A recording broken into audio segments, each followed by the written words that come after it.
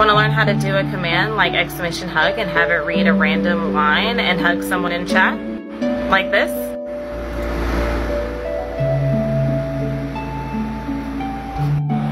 First you want to open Notepad and make your random lines. You want to make sure that they are each on a different line. If you wanted to target a specific user, then you would have it do the @target user name.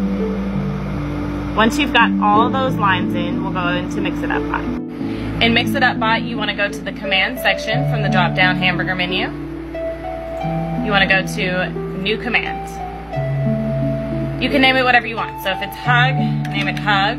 For the prompt, it would be hug again. You would go down here to action and go to file, read, and write. Add that in. So where it says action, you want to click it and you want to do read random line from file. You want to go to browser, find where you save that, click it.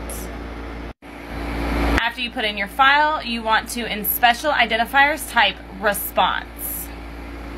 Graphic or anything like that, you would be able to do that here. You can go to overlay, image.